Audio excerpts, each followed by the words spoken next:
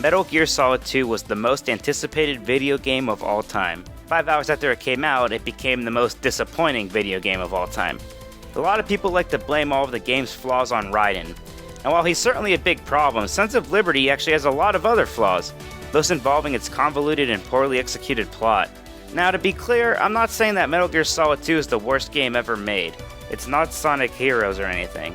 In fact, the actual game part of it is pretty fun. It's a decent evolution of the gameplay from the original Metal Gear Solid. But in almost every other aspect, Sons of Liberty is filled with terrible decisions and baffling plot points. Now, some people actually like the game's story. I've heard some call it the first post-modern video game or something. I don't know, I guess they say that because the game's weird and confusing, and they like to think that that was intentional. Well, I don't care if Hideo Kojima meant to annoy and troll his audience. The game is stupid, and I'm going to tell you why, starting from the beginning. The game begins well enough. You watch a cutscene where Snake, in a cool callback to the original Metal Gear Solid, turns on his invisible camouflage and jumps off a bridge while credits flash on the screen. Cool, it's just like a movie. Except instead of titles like cinematographer, we get main programmer of enemy AI. Maybe that should be a category of the VGAs. And the award for best enemy AI programming goes to this Japanese guy. Anyway, Snake's on a tanker, his camo breaks, and Otacon talks to him. Loud and clear, Snake. We soon learn what Snake and Otacon have been doing since the events of the last game. Want me to drive? No thanks. I'd rather do it myself. And we're also given the clear objective of taking pictures of a new model of Metal Gear so you can expose it to the public. Now, I want you to remember this for future reference, when we have no idea who anybody is or what the hell is going on. So, we're playing Metal Gear Solid and it's fucking awesome. You're sneaking, joking people, shooting people, talking to Otacon, it's just great. We also have the added intrigue of Russians attempting to hijack the tanker. Although I wonder how they were able to do this right next to New York City in, what are obviously Russian helicopters. I mean, Snake can identify them just by hearing them. K-60 Kasatka. Exciting!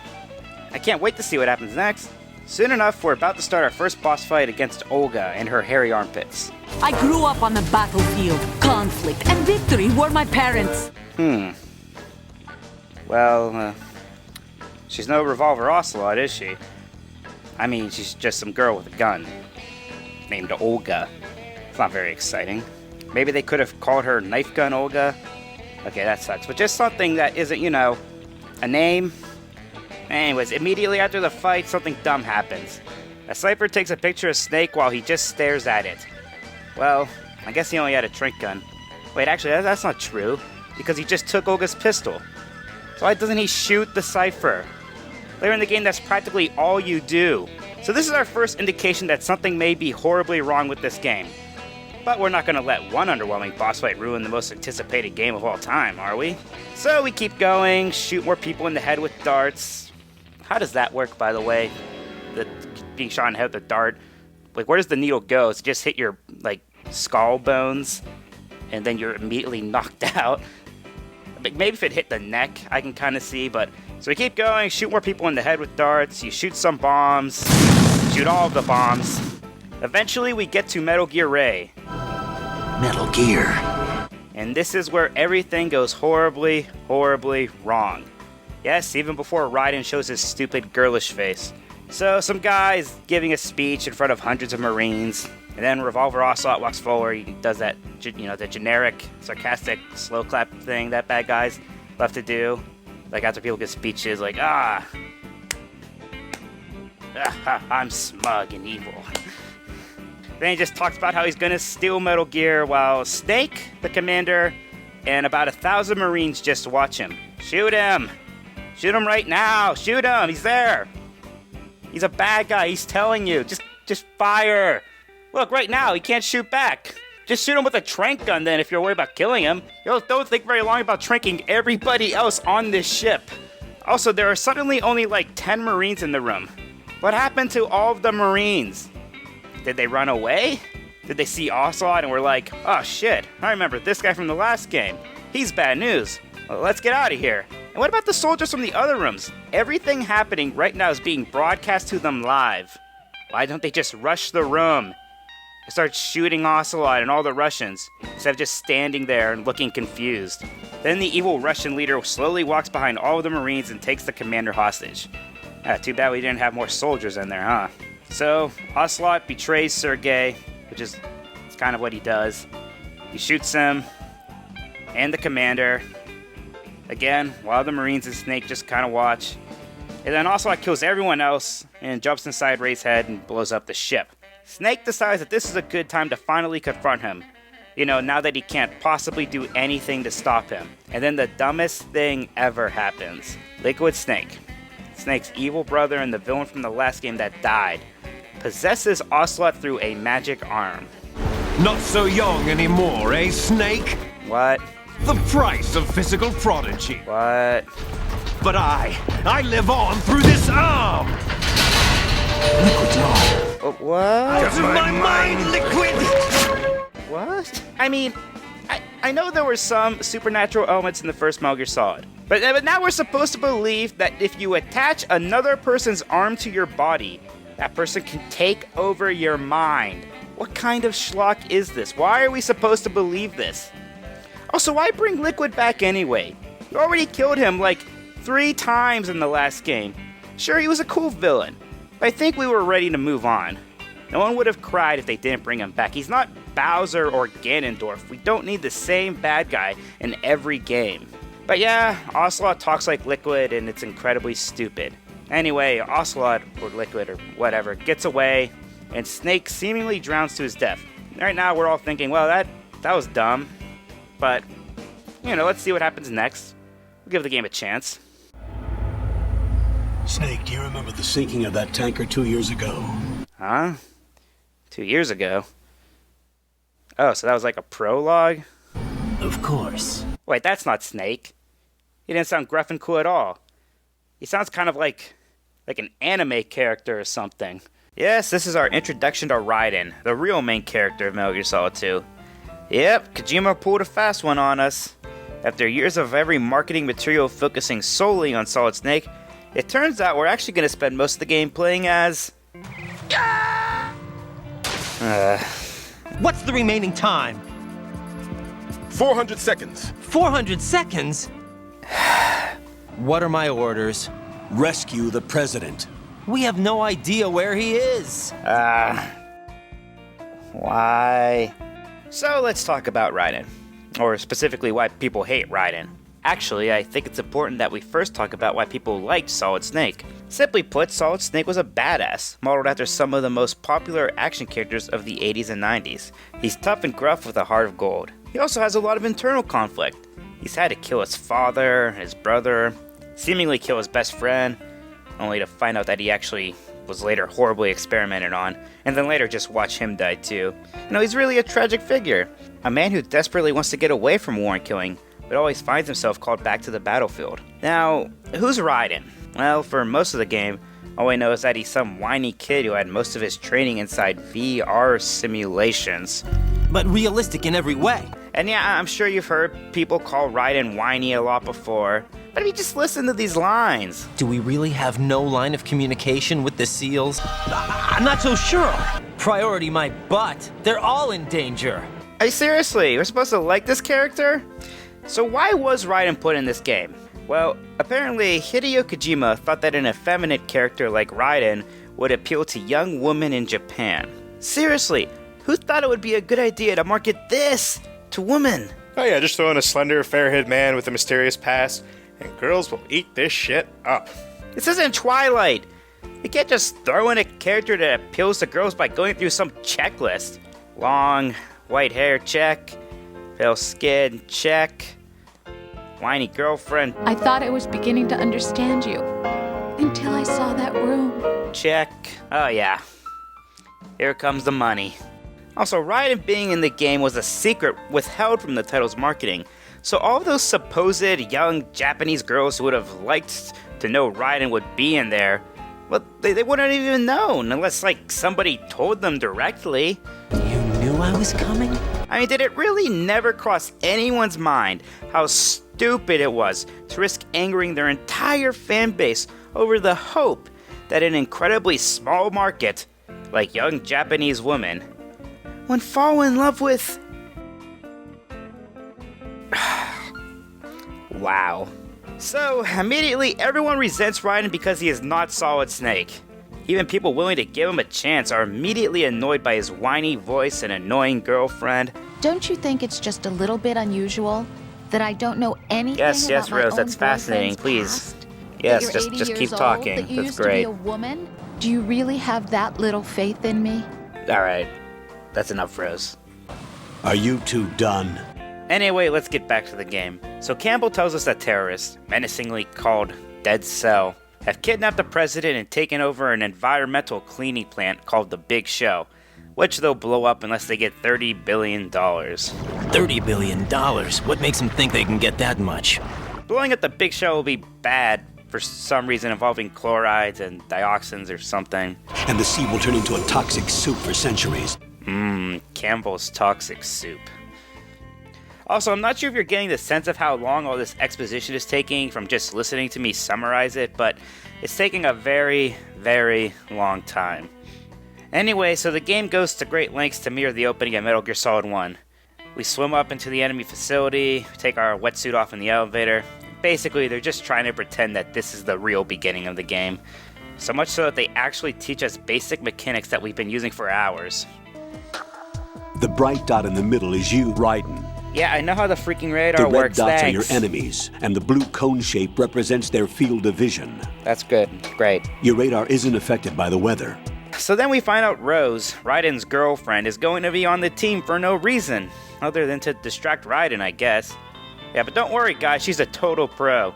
Just listen to her follow Campbell's orders. I'd like to make a request, if I may. Of course. His handle is Raiden. For the duration of the mission, could you call him that? Yes, sir. All right, Raiden. Let me know when you're ready to turn in a save. The proprietary save frequency is 140.96. I just switched frequencies. Jack, Jack, Jack, Jack, Jack, Jack. Wow, nice job, Rose. That's okay, it's not like there's much at stake here, just, the president. Alright, let's check back with the Colonel, maybe he has something stupid to say. Colonel, I'm on the roof. There are no sentries, but it would only take one to spot me in this light. You never had daylight VR training after all. Wait, what? He just said he did over 200 missions in VR. You never thought that running one of those in daylight would be a good idea? I mean, anyone could be stealthy in the dark. Man, Raiden is sounding more and more like he is not up for this. Also, I've played this game like 3 times, but I always get stuck on this stupid roof. Do I just open that? Nope, locked. Maybe I can crawl under. No, not that way. Oh, falling on bird poop again. How funny. Somewhere Kojima is laughing like an idiot. Nothing up here. Ew, did a bird just poop in my eye? Just open the door. Can I shoot a lock or something? No? Can I just kind of sort of climb? Nope, invisible wall. That's fun. Oh, there's a hole right there. Oh, well, I feel stupid. But look how hard that is to see. Oh, now someone calls to give me help. Yeah, thanks. Yeah, I got this. Colonel, I've located the node, but it's under heavy surveillance. I can't get in any closer. There's like one guy there, Raiden. I think that hardly qualifies as heavy surveillance. Didn't they cover how to take out one guy in those 200 VR missions? Oh good, another tutorial on mechanics I've already been using for the last 3 hours. Alright, kill this guy. What now? Got one, I see. Yeah, Don't I leave him know. lying I've been around. playing Metal Gear Solid Hide 2 the for a body as soon while as now. possible. Just When his shut comrades up. come back from the Leave me roof, alone. Let you me don't play. Oh look, a hallway covered in blood.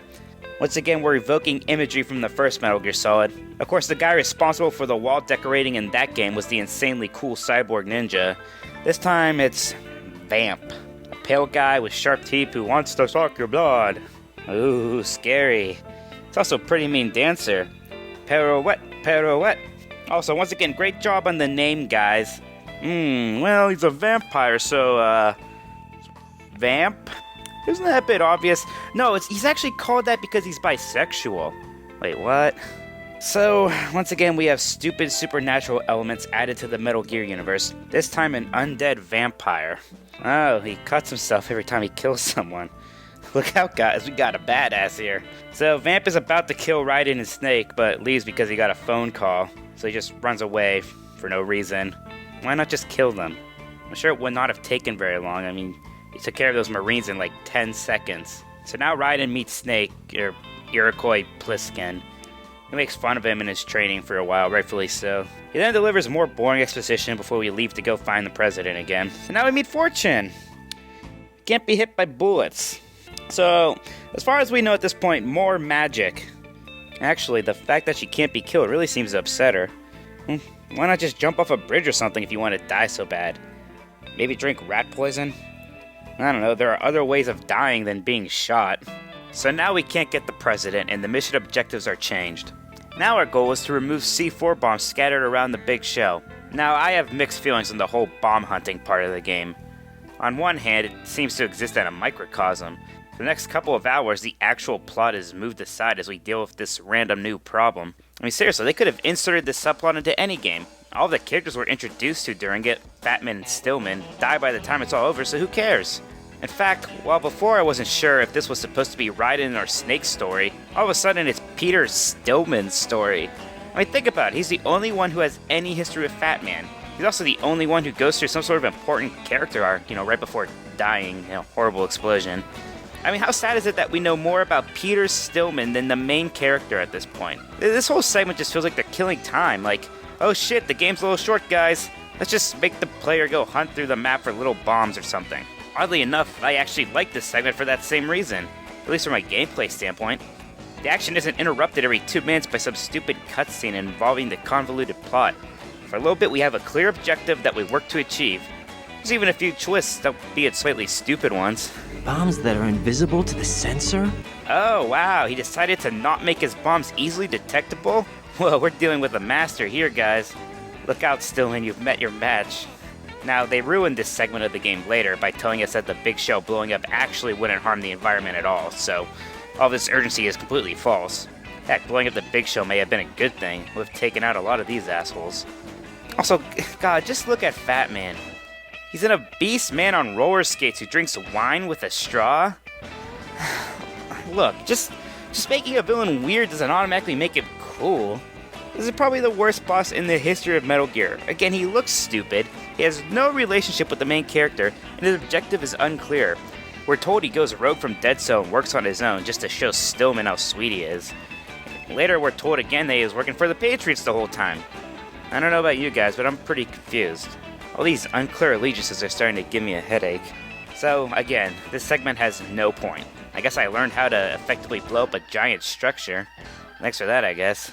Oh yeah, and in the middle of all this, we have the boss fight with Fortune. Well, it really isn't a boss fight. You can't hit her because of her good luck or whatever. So you just run around for a while until Vamp shows up. So then you shoot him in the head and leave. Why doesn't Fortune kill you? I don't know. I really don't know. And she seems pretty angry that you just killed her friend, but no, she just lets you go. And, just when you think that this scene couldn't be any more stupid, Vamp comes back to life! Oh goody, more magic! So he's like a zombie vampire? Oh wow, guys, it's pretty freaking cool, yeah. Maybe next will be part cyborg or something. Maybe he's actually like the devil, but also an angel, or something sweet. Like seriously, I think this is their thought process. Alright, anyways, Fatman is dead.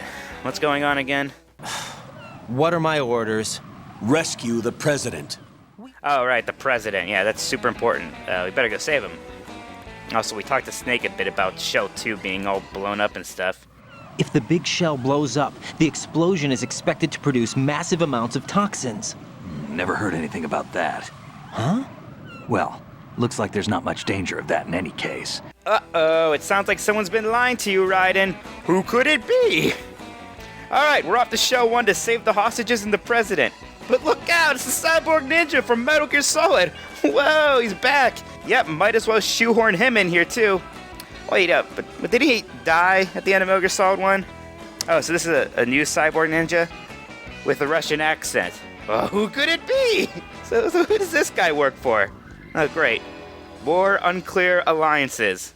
Let me see if I can get any of this shit straight. Okay, so Raiden works for Foxhound, along with Campbell and Rose.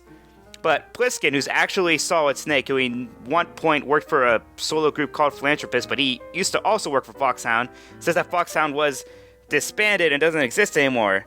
So now none of those 4 guys are working for who they say they're working, because Pliskin claims to be a Navy SEAL, so we don't know who any of these people are with. Okay. So Vamp, Fortune, and Fatman are part of Dead Cell, who used to work for the US government, but then they went rogue, and they joined up with a bunch of Russians, and now they're the Sons of Liberty. But then Fat Man betrayed them because, I don't know. And now we have Mr. X, aka the Cyborg Ninja, aka Deep Throat or whatever, and he works for the Lale Luli Lo. Okay, now we know who the Lale Luli Lo is, or Lale Luli Lolo, whatever the hell. Imagine you're playing this for the first time though, and like, oh, I'm a messenger for the Lale Luli Lo. What? Did you stutter? For who? Okay. I mean, I don't know. Are you guys getting this at all? Because, like, seriously, I don't think any of these people end up working for who I say they're working for at the end of this game. And we haven't even gotten into freaking Revolver Ocelot yet. God. Alright, so now we're after some guy named Ames, one of the hostages, so he could tell us where the president is. So I actually enjoy this part. In order to get to where all the hostages are being held, you need to wear one of the uniforms and equip an AK. Of course, getting an AK means you have to go back to the Strutuff warehouse, which is a bit annoying, but you know, backtracking, you'll have that. So we use our weird little sound device, listen for Ames' pacemaker. Who told you about me? An informer calling himself Mr. X, dressed like a ninja. I see. Man, that would not have been my reaction. He took that pretty well. I would be all like, what? The ninja? Like from Japan? He told you what now? Like, well, oh, cyborg ninja. Oh, well, that just makes total sense. Then never mind. Let's move on. Also, he drops in that he works for the Patriots. Whatever we're gonna call them. They're the Patriots. They're spoilers. So now these two they're just talking right in the middle of like where all these hostages are. There's all these guards walking around. Ocelot is over in the next room. I mean, I imagine this whole place is under constant surveillance. Oh, that's right, it is, because Ocelot's watching them the whole time. So, great espionage there, Raiden. Alright, now we're switching to nano communications because it's quieter, or because it's easier to animate, whatever you'd like to think. Oh, thank God we know where the president is. A hostage was killed in retaliation after the SEAL 10 disaster, remember? What are you talking about? Uh-oh. Once again, other people have no idea what Raiden is talking about when he's relaying information given to him by the Colonel. Wonder what could be going on here. We'll just have to ask the Colonel later. He'll tell us. He's trustworthy. He's a Colonel. Oh, look, the antagonist of the game finally shows up. It's about time. Well, we've only been playing for, 5 hours now? Something like that? We can't really see him yet, gotta wait for that reveal. I heard he's Solid Snake, though. Why did he betray us? Who knows? They're a band of lunatics to begin with. Well then, great job entrusting them with your giant plot to take over the world. Hey, you should let one of those lunatics fly the airplane. Maybe put another one in charge of the president. But watch out! We don't know what they'll do, they're crazy! So Ocelot and Snake talk a while about codes and floods. Outer Heaven is thrown in there because you can't have a Metal Gear game without someone talking about a crazy nation-state run by soldiers. Oka shows up and is all like, "Who's this cyborg ninja?" Yeah, Oka, who could it be? He who smelt it and dealt it, lady.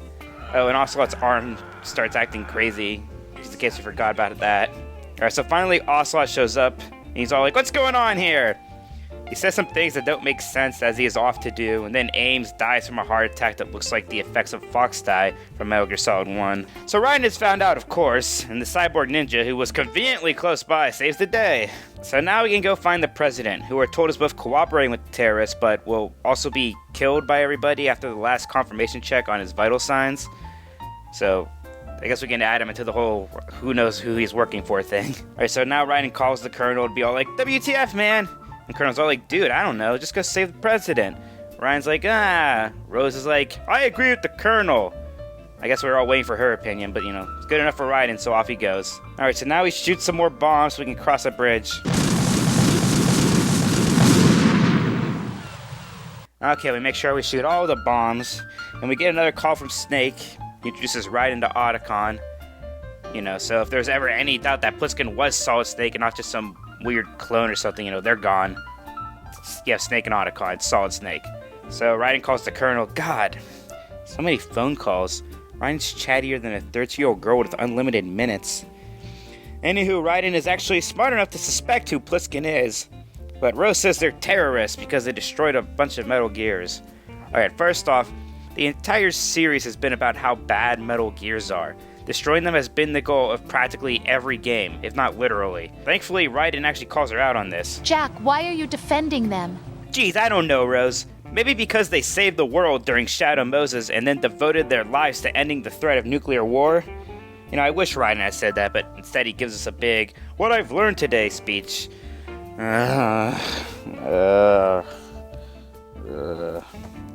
Also, let's back up a moment to that part where Rose told us that Snake and Otacon spent years after Shadow Moses traveling the world and destroying Metal Gears. Man, I wish I was playing that game instead of this one. Just think about how cool it would have been. Infiltrating government and terrorist organizations, each one equipped with a unique Metal Gear. Instead we get this. Alright, so Solid Snake finally shows himself. He calls himself Solid Snake, and then the real Solid Snake is all like, "No, he's not the real Solid Snake!" Yeah, no shit. It's obvious Konami just wants Solidus to basically be Liquid again. Brother, I'm a whole different game from Liquid. Except this time he's stronger and eviler. This is bad guy escalation at its worst. Instead of creating an interesting new villain, they tell us that, surprise! Snake has another evil twin. He also has a magic suit that gives him big muscles and lets him jump really high. You know, again, a need is felt to give a villain superpowers. Alright, so this leads to a boss fight against a jet plane, after which Ray jumps out of the water and catches Sawdust like a dog fetching a stick. Vamp runs on water just in case we don't think he was stupid enough already. Oh yeah, of course, we can't beat a boss without having to talk to every single character in the game who has a codec. So we bullshit with everyone for a while, say a bunch of things we already know, and again, we're off to find the president. Ooh, time to sneak in on another Olga conversation. Where's Ocelot? Not here. I don't trust him. Hold on to that feeling, Olga. Hold on to that feeling. Oh, an electric floor that we have to turn off with a missile. More Metal Gear Solid throwbacks. Gerlukovich soldiers are the cream of the crop.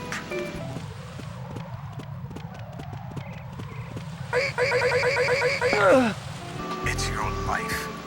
And it's now or never. I'm sorry, this whole thing's just been going on for so long, I'm just trying to amuse myself. Okay, so now we have to swim to find the remote control missile launcher.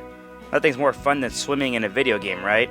Swimming isn't my strong point. It wasn't a part of the VR training either. Wait, didn't he swim into the big shell? Seems like he did a fine job then. Oh, it's just an excuse so we can have another boring tutorial. When you're on the surface, you can swim in corresponding directions using the up, down, left, and right movement of the left analog stick. Wow, I can move with the analog stick? In corresponding directions? Awesome! I was worried they wouldn't correspond at all. Oh, thank God he's already done. Oh, come on! How's he even answering that call underwater? Change your heading with the left analog stick. Oh, wow. Wow. He actually told me again to use the analog stick to move. They think I'm so stupid. I need to be told to move with the analog stick twice. Alright, let's get swimming. Just pop up for air every once in a while. And dodge mines. Wait, how did mines get in there? I mean, isn't this area just flooded? So the mines had to already be there, just lying on the ground. Or did they come in with the floodwater? From where? Why are there mines? Where'd they come from? Who put them there? Oh God, whatever. We get the gun, we shoot through the vents, and now we're talking to the president, finally. What are you... What the... You're a man? Whoa! Wow, that was weird. But I can't blame him for mistaking Raiden for a girl. Still, are they really proud that this scene is in there? We really needed this moment that, one, is silly at best, weird and creepy at worst, and two, makes fun of your protagonist that we already hate. Oh, we're switching to nano communications again. Gotta give those animators a break! They probably spent all their energy animating that nut grab. They deserve a little talking head time. Okay, so the president basically tells us that he was with the terrorists, and then they betrayed him. I wouldn't quite put it that way. No, see, they promised you power, and now they're going to kill you instead. That's the definition of betrayal. Alright, now this is where we first learned of any significant information about the Patriots, a secret group of men who secretly control the entire country. So in order to become one of them, the president decided to join a bunch of terrorists, the crazy terrorists, including the vampire and the fat mad bomber, and take a new Metal Gear hidden on the Big Show hostage. Also find out that Solidus is actually George Sears, the previous president, who apparently was behind Shadow Moses, aka, Metal Gear Solid 1. So this game isn't content with ruining itself, it's gotta throw its conspiracy bullshit at the legacy of the original Metal Gear Solid. Thanks, guys. So Solidus goes underground after the Patriots make him leave office and want to kill him. So he wants a new Metal Gear, which turns out to be the entire Big Show facility named Arsenal Gear. Not only is it full of nuclear missiles, but has some sort of ability to control the flow of digital information called GW, which I guess means they'll have the power to edit Wikipedia as they see fit or something. So, that was a lot of exposition delivered by a talking head and some still photographs. Then he wants you to kill him, so the final check on his vitals won't pass, which means, Arsenal Gear won't launch, so no nuclear strike. So, hunky-dory. Sounds like a reasonable plan. But Raiden is all, "What are you doing?" So of course Ocelot shows up out of nowhere to kill him anyway, even though he should want Arsenal Gear to launch, right? Maybe there's a way to launch without reconfirming the vital ID. Or maybe they found a more effective weapon within Arsenal Gear. Oh, I guess that didn't matter. I guess everything's still a threat anyway. Oh, okay. So now we have to find Emma Emmerich so she can upload a worm cluster that'll stop Arsenal Gear. After we talk to the Colonel and Snake, tell us all about the tanker mission, which feels like a million years ago already, so I guess a little refreshing is called for. And revealing that the whole thing was a setup, because, everything in this game is either a setup, a conspiracy, a lie, or some other kind of misinformation. By the way, since I started talking to the president, we were treated to almost 25 minutes of codec calls. Wow. Also, much of the information given during that time includes some of the most important plot details in the game, so, hope you were paying attention. Alright, let's go swimming again so we can save Emma. God, people keep calling you when you're swimming. Raiden, are you reading me? This is Otacon. What's your situation? Wet and miserable. This place is flooded. Ah, water is wet. Yeah, thanks for the tip, Raiden. I see. Listen to Otacon change the subject. He doesn't care, Raiden. Anyway, Otacon tells us that Emma conveniently has a fear of swimming because she almost drowned when swimming with her dad, who did actually drown. I guess she was calling for Otacon's help, but he couldn't hear her because he was too busy showing her mom his Metal Gear. Pimp. Seriously, this is all incredibly private information. Why is Otacon going into so much detail? Just say she's afraid of swimming and move on. Heck, don't even do that. I'm sure she'll just tell him later. An underwater mission. Well, this is a first. No, it's not, you asshole. You just had an underwater mission like an hour ago. Hell, this whole thing started out as an underwater mission. Stop being so fascinated about being underwater. Alright, we're swimming it. Oh my god. Oh, Peter Stillman. Not looking so good. Well, those bodies in pretty good shape considering, he exploded. Hey, maybe he's just faking it like he did with that bum leg. Hey, look, it's my favorite character, Vamp. Meditating on water, I see. Oh, I'm glad you're still super lame. Ah! What the? Why did he just scream like that when he shot at him? It's like the first time he fired a gun. Unless he was just real mad, I guess. I don't know why. He seemed pretty calm a second ago. Anyway, Vamp compliments Raiden's muscles and tells him that Arsenal Gear still has a purified hydrogen bomb. Purified hydrogen bomb? Purified hydrogen bomb, which is even scarier and bigger than a normal nuclear bomb, of course, so, the president never really mattered in the first place. Well, I'm glad we spent all that time worrying about him then. 6 months ago, we lost everything we believed in. We were abandoned to take the fall in their cover-up. We were labeled as killers, responsible for the mass murder of civilians as well as our own allies. And the public believed every word. Jeez, I wonder why the public didn't side with Dead Cell on that one. I mean, look at that face! And that face! Who could trust these faces? Alright, we finally fight Vamp. He drowns in the super dense water. We find Emma and, she, pees her pants? Because Otacon did that in the first one. Yes, this game literally takes the piss from Metal Gear Solid 1. I mean, it was kind of funny when Otacon did it. But watching what looks like a 12-year-old girl, pee herself, this kind of makes me feel weird and dirty. So Raiden uses his nano communications to prove that he isn't going to hurt Emma. I don't know, whatever excuse they can get to animate a scene with just the talking heads. I mean, how does that prove anything? She just said that everyone on the project has nano communications. It seems like nano communications are a pretty common thing. I don't think it's just like a sign that you're a good guy. What's with this really dramatic shot of Raiden helping Emma up? Is something more going on here that I don't understand? I don't think this moment calls for the slowdown in the music, especially when we remember that Emma's pants are drenched with urine. So the whole place is flooding, and Emma goes on about her family problems and complains how she won't swim, even when not doing so means, drowning in water. I mean, I understand she's afraid to swim, but given the choice between swimming or drowning, I'm pretty sure you would pick the former, no matter your phobia. Basically, the game is working really, really hard to establish a bond between Emma and Raiden so that, we care about her when she dies later.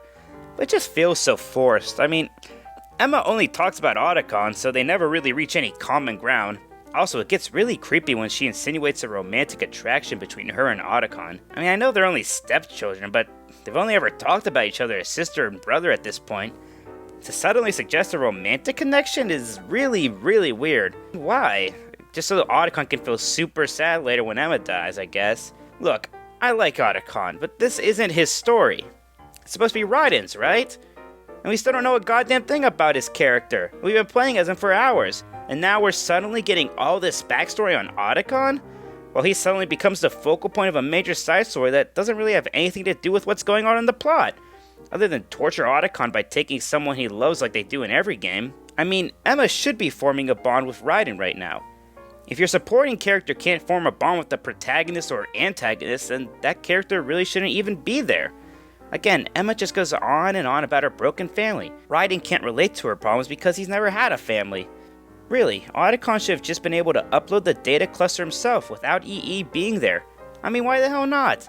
I guess they lose this big chunk of filler to pad out the game, but at least their plot wouldn't drag so much.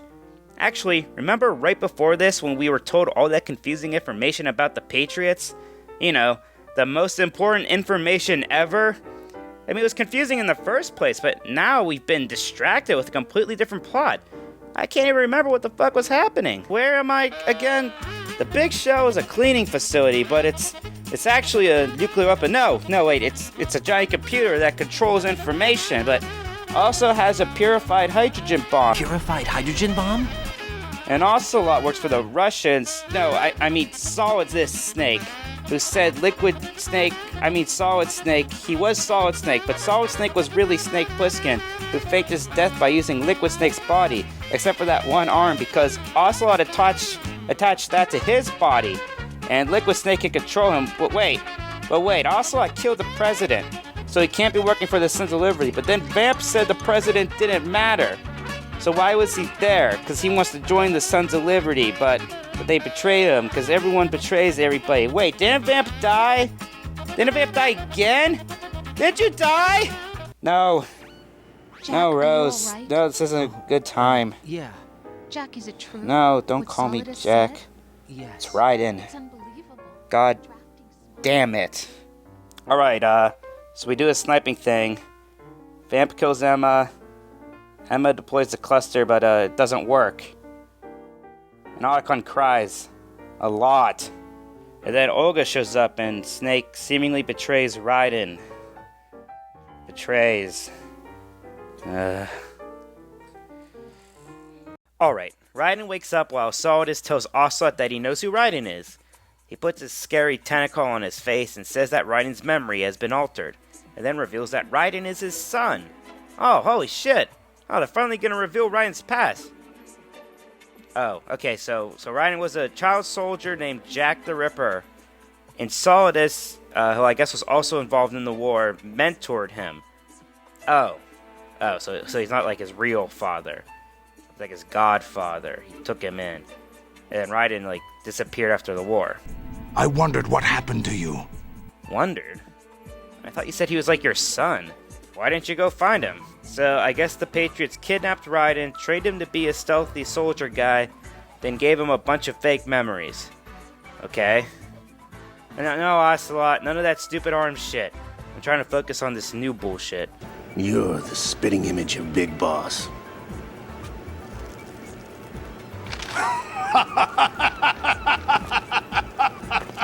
Is that so? Perhaps I should be grateful to this kid for that. I thought this kid was your son. Oh, now you're gonna let Ocelot torture him? Wow, you two must have been really close. While Ocelot electrocutes naked Raiden, let's talk a bit more about Raiden and Solidus' relationship. You see, in almost every great story, the protagonist has some sort of relation to the antagonist. This increases tension, puts them at odds with each other, lets each character play off the other. Now, when I say relation, I don't literally mean that they have to be related. Sometimes the connection could be political, philosophical, or just some chance meeting from the past. Let's take a look at one of the most popular gaming villains of all time, Sephiroth. Final Fantasy VII devotes a giant chunk of time showing Cloud and Sephiroth's history with each other. It gives us context for their relationship, and we gain a larger interest in seeing our hero overcome the bad guy. The protagonist and antagonist are usually similar in a lot of ways, sometimes differing only in allegiance. This way, when we learn about the one character, we really learn about the other. It's efficient storytelling. The original Metal Gear Solid is a perfect example of this. Liquid Snake is a clone of Solid Snake, a perfect foil for our hero. Snake wants to stop him not just to save the world, but for personal reasons. This is also true for Metal Gear Solid 3. The boss is Naked Snake's mentor, but seemingly betrays her country. This causes Snake to question his own loyalties as he's sent to murder the person he cared for the most. See, there's more going on here than just good guy fighting bad guy. Now, in Metal Gear Solid 2, Solidus says he's Raiden's son because I don't know. He seems to have little affection for him, so I guess they weren't really all that close. In fact, I'm under the impression that Solidus took a lot of child soldiers under his wing. He probably called a lot of them his sons, just to butter them up. You know, put a happy face on the whole child warfare thing. The point is that they're trying to force a relationship between the hero and the villain that is underdeveloped, never properly explained, and introduced incredibly late into the story. Seriously, we're almost at the end of the game. These characters have nothing in common. They certainly don't have any affection for each other. They don't even really seem to have a whole lot of hatred for each other. And they don't think twice about killing the other one when they have to. Hell, Raiden does a cool action hero pose after he kills his, quote, father, end quote. Yeah, he seems really choked up about it. Alright, Olga reveals that she was working for the Patriots because they're holding her baby hostage. So let's just make another small adjustment to the chart. Rose calls and they talk about Raiden's lost memory while he's naked and strapped to a torture device. Also, his memories come back to him incredibly quickly. I don't think Solidus fixed his brain with his tentacle arm, did he? Well, whatever. So Rose freaks out while Raiden talks about how terrible his past was. So suddenly Raiden is a tortured soul with a personal agenda against Solidus. Hey, maybe Raiden is finally getting interesting. He's getting all emotional and stuff. And maybe I should give this another... never mind. No, I still hate him. I hate him the most. Alright, this is where shit gets crazy. Let's just try to get through it. Okay, so the Colonel was actually an AI. Rose also works for the Patriots and was supposed to sleep with Raiden to get close to him for some reason. Also, Rose is an AI too. Or at least she is some of the time. Or the real Rose is being held hostage somewhere or something, I don't know. Oh yeah, she's pregnant too. Hey everybody, I have an announcement to make. We're expecting! Snake gives Raiden a sword, leading to some of the clunkiest, most awkward sword fighting in video game history. Fortune still thinks that Solid Snake killed her father, so she's gonna kill him. Christ, lady, no one cares about that anymore. Didn't you hear? This is all just a simulation of Shadow Moses or something. Yeah, that's what this whole thing was about. Solidus says that Raiden is part of something called the S3 plan, an elaborate plot by the Patriots to make a Solid Snake simulation that would create a soldier as good as Solid Snake, just by recreating the events of Shadow Moses. So, the Patriots sunk a tanker, built an elaborate facility filled with nuclear devices, grunts, and crazy people, so they could send in some guy and hope that the experience will turn him into Solid Snake. I don't understand. Why would that turn him into Solid Snake? I mean, if he succeeds, I guess it means he's as good as Solid Snake, but the event itself doesn't turn him into anything. Also, why not just recreate Shadow Moses exactly? Like, give Fat Man a nuke and a Metal Gear, and tell him to go to Alaska and threaten to blow up the world. Then send Raiden. Or hell, why not just make the Solid Snake simulation an actual simulation? Just do it in VR. Oh, that's right, they already did. So isn't this whole elaborate 2-year scheme a bit redundant? Alright, so Raiden kills a dozen Metal Gears before Solidus kills... Oh, wait. Raiden killed how many Metal Gears? Like the giant robot things that have always served as the ultimate weapon in every game in the series. Those Metal Gears? Raiden shoots them down like they're expensive sentry guns. Remember how hard it was for Snake to kill one of them? It was like the hardest thing he ever had to do. Now Raiden fights off a dozen of them like they're nothing. Effectively killing the mystique of the bipedal tanks forever. Next thing you know, he's just gonna be tossing them around and stabbing them in the throat. Oh. Fortunate Snake show up, and Ocelot, he reveals that he's betrayed them all. He works for the Patriots too, and he planned the whole thing. Fortunate's like, I'll kill you, cause you killed my father. And Ocelot's like, your fortune it's just magnets. But then Missiles miss her anyway, so I guess she really is lucky. Who gives a shit? She dies. Liquid takes over Ocelot completely, and he reveals that he was actually behind it all. Wait, who's behind it all? So Liquid is gonna go kill the Patriots? Well, isn't that exactly what everyone wants? Wait, don't all these characters want the same thing? Why are they fighting each other? Alright, so suddenly Solidus and Raiden are in the middle of New York City. Supposedly Arsenal Gear crashed through a good majority of the financial district, so that was probably horrible.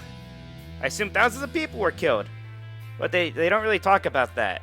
So, I mean, I know that there was a cutscene showing Arsenal Gear actually crashing into buildings and stuff, but since this game came out very shortly after 9/11, it was cut. But, I don't know, couldn't you do something to explain what happened? I don't understand. I mean, what about when they did Substance? Could you put the scene back in there? I think everybody would have been okay now. I mean, there's been media since 9/11 that's shown buildings and stuff getting blown up. Hell, entire movies are based around that concept. Movies for the whole family. So long, Chicago. So GW talks for a very, very long time about controlling information and genetics and human memories, and I don't know, they go on for a very long time.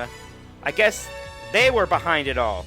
And this whole thing was a big thing so that when Raiden did everything that they would have the processing power necessary to control all the internets. I guess. Then the computer tells Raiden to kill Solidus. But he says no. Because, I mean, why would he? I mean, according to Ocelot, he was never in control of anything anyway. His plan's certainly foiled now. Oh, but Solidus wants to kill Raiden, so I guess they'll have to fight. I think that Kojima actually realized how little motivation there was for Raiden to want to fight Solidus. Because then Solidus says, P.S. I killed your parents. Most pathetic, laziest type of storytelling. Raiden's parents were never brought up before or after this moment. The game's just using the quickest emotional shortcut they possibly can to make the fight epic. Seriously, I'm surprised Solidus didn't also reveal that he knocked up Rose or that he killed his puppy or something. So then there's a terrible, cliched, pattern memorizing boss fight where you have to use this stupid sword. It's like if Mario had to use a flamethrower to fight Bowser at the end of Super Mario Bros. It's just so out of place, it's almost laughable. So he kills Solidus, he falls on George Washington's hands, Raiden does his dumb victory pose, and people start walking around the streets like a giant ship didn't just take out blocks of the whole city, while two strange men in jumpsuits talk in the middle of the road. Snake gets uncharacteristically deep to try to tie a bow in this shit-filled box, and tells Raiden he has to have faith or find something to believe in or some other cliche. And the game has one final message for us. Yeah, fuck you too, Metal Gear Solid 2. Fuck you too. Snake goes off to find Olga's baby. Rose shows up, so I guess she was real. And she shares a tender moment with Raiden. And then after the credits, Snake lectures the player about shit that everybody already knows about, Earth won't be here forever. So learn from history. And then Otacon reveals that all the Patriots are dead. I mean, why not? Of course they are. So that's it. But in conclusion, here are the 5 main things that are wrong with Metal Gear Solid 2. Number 1, the characters are bad. You don't know who anyone works for or what their motivations are. Remember our chart? The game is more concerned with keeping everyone's allegiance a mystery than telling a coherent story. Number 2, Raiden is a lame hero who whines too much. He has no understanding of what's happening around him. He's just not anywhere near as cool as Solid Snake. Number 3, the plot doesn't make any sense. It's overly complicated and intentionally misdirects the audience. Number 4, it's sandwiched between 2 other entries in the same series that are significantly better just about every single way. 5, Ocelot's magic liquid snake arm. Seriously, I can't tell you how much I hate this thing. Even Kojima realized how stupid it was, since Metal Gear Solid 4 retconned the whole idea. Actually, Metal Gear Solid 4 spends a lot of time cleaning up Sons of Liberty's mess. See? This game was so bad it significantly hurt the franchise. Seriously, while Metal Gear is still obviously a popular brand, a new Metal Gear game will never be as big a deal again. All because 2 was so dumb. So that's it. Maybe you disagree, maybe you think Metal Gear Solid 2 is actually brilliant and I just don't get it. And that's fine, and I think I'd rather not get it. I'll take a good story with clear goals, heroes, and villains instead of this overthought junk any day. Say what you will, but you can't disagree that this is probably the worst Metal Gear Solid game ever made. At least until that next one.